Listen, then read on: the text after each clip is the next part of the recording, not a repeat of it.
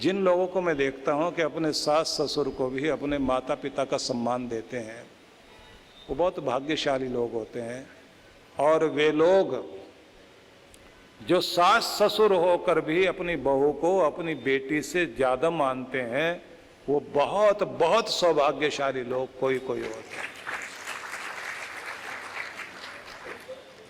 आपकी राजलक्ष्मी जो दूसरे के घर में पल रही थी और भगवान ने आपको दी, तो उसको अपना सौभाग्य मानना चाहिए। हम लोग एक जनरेशन गैप लेकर बैठ गए, जिसका परिणाम ये हो गया रिश्ते नातों में इतना खिंचाव शुरू हो गया। शादी होते ही ये खिंचाव शुरू हो जाता है। पत्नी की कोशिश रहती है मेरा पति मेरा रहे, और माँ की कोशिश रहती है मेरा बेटा मेरा ही रहना चाहिए। अब तक ये मेरे ही चारों तरफ घूमता था ना, अब मेरे इर्द गिर्द घूमना चाहिए। और इसी बात को लेकर लड़ाइयाँ होती हैं। और कभी कभी तो सास बहू में इतनी ज़्यादा लड़ाई। अब पति तो दफ्तर से लौटा था घर, सोचा घर जाते ही आज सर भारी हो रहा है, चाय पियेंगे, फिर पत्नी के साथ में थोड़ा बाहर घूमने जाएंगे। और घर में आया तो देखा इधर माँ रूठी बैठी है, इधर पत्नी। उस बेचारे की हालत ये हो गई, गुरु गोविंद दो खड़े काके लागो पाए। अब किसको पहले मनाए? अगर माँ को मनाने चला गया तो पत्नी कहेगी अगर माँ इतनी प्यारी थी तो शादी क्यों की, इन्हीं की गोद में बैठे रहते। और अगर माँ को छोड़कर पत्नी की तरफ चला गया तो माँ कहेगी 2 दिन में ही आंख बदल गया। अब बेचारा करे तो क्या करे, किसको मनाए? झगड़ा ही घर में अधिकार जमाने का है। और रस्म होती है अपने देश में, शादी होते ही तीसरे दिन बहू के हाथ में की चेन दी जाती है, सोने और चांदी वाली, और बहू भी उसे कमर में लटका के घूमती है। और कमाल की बात यह की चेन होती है, उसमें की होती नहीं है, कोई चाबी वाबी नहीं होती। बिना चाबी की चेन। और उसका मतलब क्या होता है कि अब इस घर की जिम्मेदारी सब तुम्हारी हुई, अब तुम संभालोगी इसको। सास अधिकार देने को तैयार नहीं, और बहू भी जानती है कि ये चाबी देने वाली नहीं है, इसलिए वो मायके से मास्टर की लेकर आती है। उसे पता है कि ताले खोलेंगे कैसे। अपने पति को अपने वश में करती है पहले, और फिर माँ की तरफ नहीं जाने देती। जिन घरों के अंदर ये ज्यादा खिंचाव चलता है, वहां पर आप लोग देखते हैं शांति नहीं रहती। कोई कोई सास या कहिए माँ अपने बेटे को अपने कब्जे में लेने के चक्कर में अपने घर को नरक बना लेती है। अपने बेटे बहू के जिंदगी में कांटे घोलती है, ऐसे रास्ते बना देती है कि किसी किसी के घर में तो इसी बात को लेकर के तलाक शुरू हो जाता है कि ये अपनी माँ के आगे पीछे ही घूमता है। और माँ ये सोचती है कल की आई छोकरी, ये सोचती है सब कुछ इसी का कब्जा हो जाएगा, इसलिए पूरे घरों के अंदर अशांति है। सोचते हैं कितनी खुशियाँ आएंगी घर में। बहू को हम सोचते हैं कि बस आएगी, पाँव दबाएगी, और हम बैठे बैठे बटन दबा के वहीं से घंटी बजाएंगे, और वो भागी भागी आएगी, हाँ माता जी बताओ क्या कहना है, और पानी लेकर के भागती हुई आएगी, पानी लेकर आएगी। वो जमाना चला गया भाई। एक दूसरे को अपनाओ, समझाओ, इसी से कल्याण है। ज्यादा मोह ममता रखोगे तो और दुख पड़ेगा, ना लोक सुधरेगा ना परलोक सुधरेगा। अगर अपना लोक परलोक सुधारना है तो थोड़ा त्याग करने वाले बनो, और जो अगली पीढ़ी है उसने तो अधिकार लेने ही हैं। अगर आप आसानी से दे दोगे तो बहुत अच्छा है, नहीं तो जिस तरह से उन्होंने लेना है वो तो लेंगे ही। हाँ, इतनी बात जरूर ध्यान में रखनी चाहिए, जब तक आपके हाथ पांव चल रहे हैं स्वयं सेवक बनकर के रहो, सेवा करो, सेवा कराने की आदत मत डालो, अपने हाथ पांव चलते रहें। भगवान से यही प्रार्थना करो, मुझे कभी किसी की सेवा की जरूरत ना पड़े भगवान, मैं अपना काम खुद करता रहूं। तो हाथ पांव ठीक रखो अपने, और बच्चों को सब पैसा देने के बाद भी थोड़ा सा अपने पास बचा के रखो,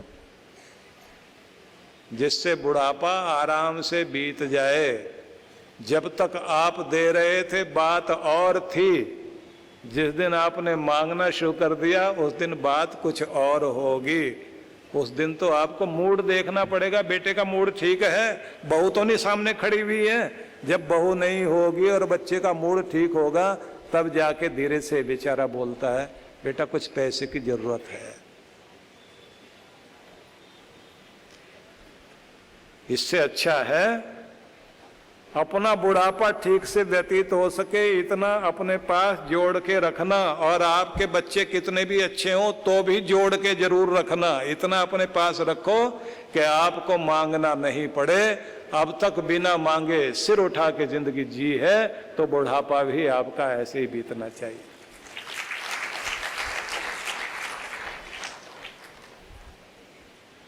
ये बात कान खोल के सबको सुन लेनी चाहिए। मैं इस बात को इसलिए बार बार दोहराता हूं, हर जगह समझाता हूं। अब बाद में मुझे लोग मिलते हैं, उस समय तो हमको नहीं समझ में आई थी, जब अपने ऊपर बीत गई अब समझ में आ रहे महाराज आपकी बात मान ही लेते तो कितना अच्छा था। बड़ी दुर्गति होती है, बूढ़ी आंखों में आंसू देखे हैं मैंने। और जो पत्नी अपने बच्चों के लिए पति से लड़ मरती थी, मेरा बेटा संकट में है, उसने बिजनेस करना है, आप अपने पैसे छाती पर रखकर ले जाओगे, मेरे बच्चे को जरूरत है, दो इस लड़ लड़ करके दिलवाएगी पैसे। और जब पति नहीं रहा और बेटे ने और बहू ने मुंह फेर लिया और उसको दवा तक के पैसे नहीं देते, उस दिन रोती भी क्या कहती है, किसके सहारे छोड़ के गए मुझे नहीं पता था कि ये ऐसे बदल जाएंगे। मेरी तो एक रात में दुनिया लुट गई। कैसी कैसी भाषा बोलते हैं उस समय। इसलिए निवेदन करना चाहता हूं, ये कलयुग है भाई, सतयुग नहीं है। आपका बेटा श्रवण कुमार होगा, भगवान करे श्रवण कुमार से भी बढ़िया हो, फिर भी अपने लिए इतना रखो जरूर कि बुढ़ापा आराम से गुजर जाए और अपने बच्चे के आगे भी हाथ फैलाने की नौबत ना आए। आदत बना लो, अपना काम खुद करना है और बिना बात के मुस्कुराने की और हर बात में भगवान को धन्यवाद करने की आदत बनाओ। मंदिर में जाओ ना जाओ, लेकिन मन को मंदिर बनाने की चेष्टा जरूर करो, इसी से कल्याण होगा। इसलिए आपसे निवेदन करना चाहता हूं, भगवान कहते हैं अध्यात्म नित्या विनिवृत्त कामः, जितना हो सके कामनाओं को कम करिए, इसमें सुख है। इच्छाओं का खिलौना खेलते खेलते उम्र बीत जाएगी, टूटेगा नहीं, नई नई इच्छाएं जागती चली जाएंगी। आदमी को अपनी तृष्णाओं पर भी काबू पाना चाहिए। इसलिए मैं एक बात सुनाया करता हूं कि एक ही चीज है जो बढ़ेगी, हर पल बढ़ेगी, और एक ही चीज है जो हर पल घटेगी ही घटेगी। तो घटती है हर पल उम्र और बढ़ती है हर पल तृष्णा। एक चीज ऐसी है जो घटेगी भी और बढ़ेगी भी, और एक चीज ऐसी दुनिया में जो न कभी घटेगी और न कभी बढ़ेगी, एक जैसी रहेगी। तो जो निरंतर घटेगी उम्र, जो निरंतर बढ़ेगी लालसा तृष्णा, और जो घटे और बढ़े वो है इंसान का मन, और जो न घटे और न बढ़े एक जैसा रहे वो है विधि का विधान, परमात्मा का विधान, वो एक जैसा ही रहेगा। इसलिए परमात्मा के विधान को समझिए, अटल है वो, कोई उसे नहीं बदल सकता। आप कितनी भी कोशिश कर लीजिए, विधि का विधान नहीं बदलेगा। और अगर बदलना है तो स्वयं को बदलिए, अपने अंदर चेंज लाइए, अपने आप को खुद समझाइए कोई और आपको समझाने के लिए नहीं आएगा। अकेले में बैठ कर के थोड़ी देर खुद से बातचीत कर लिया करें, तो अपनी तृष्णाओं को कम करें। और भगवान आगे कहते हैं द्वंद्वेर विमुक्ता। द्वंद्व जो है ना संसार के, सुख दुख, मान अपमान, जीत हार, संयोग वियोग, लेना देना, पाना खोना, ये चक्की के दो पार्ट हैं जिसमें हर कोई पिस रहा है। कहते हैं इसमें संतुलन बनाओ, बैलेंस बना के चलो। ये तो दिन रात जीवन में उतार चढ़ाव रहेंगे। जितना जल्दी अपने आप को संभाल लोगे और शांत कर लोगे उतना अच्छा, क्योंकि एक जैसे दिन रहेंगे नहीं, एक जैसी स्थिति रहेगी नहीं। अलग तरह की स्थितियां जीवन में आती जाती हैं। जैसे जैसे आप अपना संतुलन बनाते हैं समझदारी बढ़ती जाती है। तो बैलेंस बनाने की आदत बनाओ। सुख दुख, गर्मी सर्दी, जैसे गर्मी सर्दी में आप लोग बर्दाश्त करते हैं ना, एडजस्ट करते हैं, सुख दुख में भी एडजस्ट करिए, मान अपमान में भी एडजस्ट करिए, अनुकूलता प्रतिकूलता में संतुलन बनाएं, क्योंकि सब कुछ हमारे मन के अनुसार नहीं होगा। जीवन में सब कुछ मनचाहा नहीं होता, बहुत कुछ तो अनचाहा होता है। जब अनचाहा सामने आए उसे देखकर घबराओ नहीं, अनचाहे को मनचाहा बना लो, और जो मनचाहा है उसमें भगवान का धन्यवाद करके शुक्र मनाना शुरू कर दीजिए, आप खुश रह सकोगे। शिकायत करने से तो समस्या बढ़ती चली जाएगी। इसलिए कृष्ण ये कह रहे हैं द्वंद्वों से विमुक्त होकर के चलिए। सुख दुख संजयीर, भगवान कहते हैं सुख दुख में संतुलन बनाना, लेकिन उनकी जानकारी रखना कि जीवन में सुख दुख का कारण क्या है। हमारे कर्मों का प्रभाव, कर्म ही तो आते हैं ना सामने किसी न किसी रूप में। हमारा कर्म हमारे लिए या तो सुख बनकर आएगा या दुख बनकर आएगा। लेकिन जब कोई सुख आए तो पुण्यों का प्रभाव है, उस पुण्यों के प्रभाव वाले सुख को ध्यान में रखकर कोशिश करो और पुण्य जुड़ते चले जाएं। स्वामी रामतीर्थ एक उदाहरण दिया करते थे। स्वामी रामतीर्थ उदाहरण देते थे कि एक बूढ़ी माँ ने पूरी जिंदगी में कभी भी कोई अच्छा काम नहीं किया, लेकिन एक दिन मूड में आ गई। एक साधु बाबा आए, उन्होंने कहा माँ भूख लगी है, कुछ दो खाने को। तो उसके किचन वाली टोकरी में जहाँ सब्जी रखी जाती है एक गाजर पड़ी हुई थी। उसको लगा एक गाजर से तो कुछ बनने वाला नहीं, सब्जी तो बनेगी नहीं, बेकार पड़ी हुई है और है भी एक दिन पुरानी, तो चलो उठा करके दान ही कर देते हैं, और दे दिया दान में। अब बूढ़ी माता जब मरी तो कहते हैं वो गाजर सामने आ गई। उस गाजर ने कहा कि माता, पूरी जिंदगी में तुमने सिर्फ एक ही अच्छा काम किया था, गाजर दान दी थी, और उस साधु ने गाजर खाने के बाद में वहीं पेड़ के नीचे बैठकर भगवान का भजन किया था और शुक्र मना करके ये बोल कर गए थे कि इस माँ को ये पुण्य एक दिन इसको सुख देने के लिए जरूर आए। तो ये गाजर तुम्हारे सामने आ गई। गाजर कहती है मैं तुम्हें स्वर्ग ले चलूंगी, बस मुझे पकड़ के रखना, कस के रखना पकड़ के।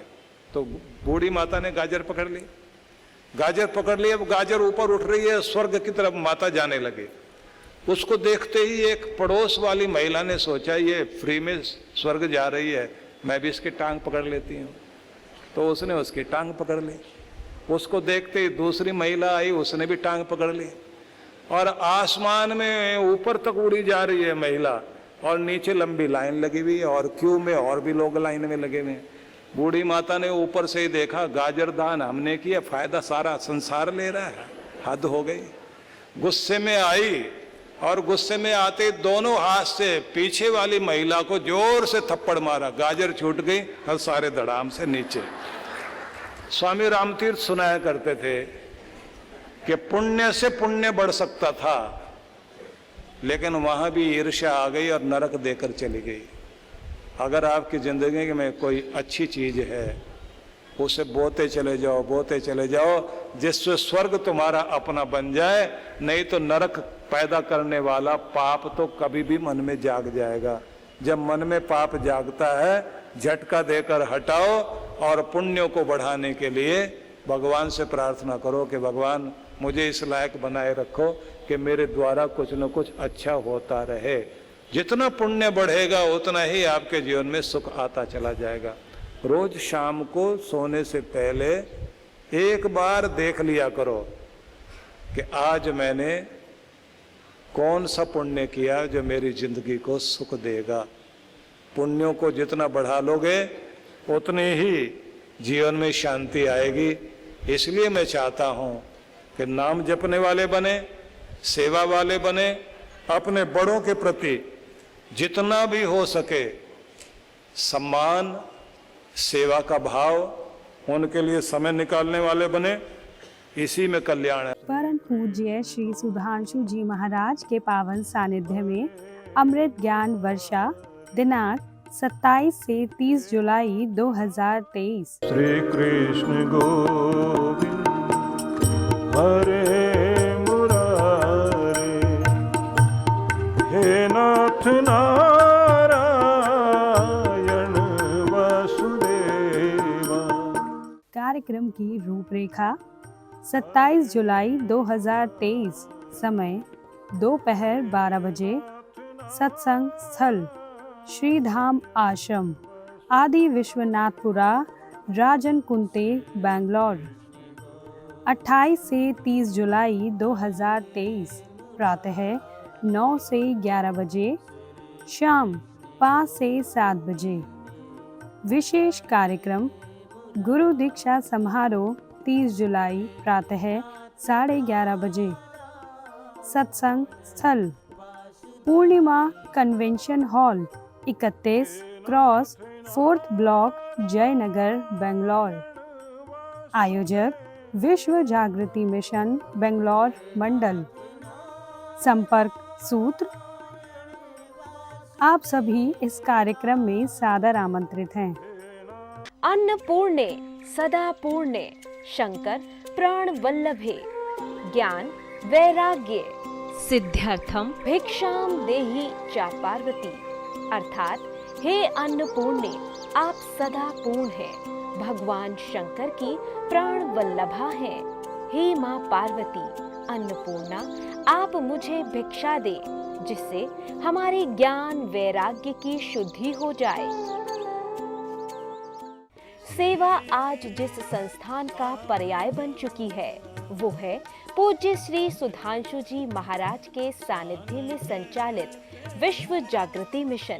सेवा के क्षेत्र में मिशन की एक और नई पहल अन्नपूर्णा योजना।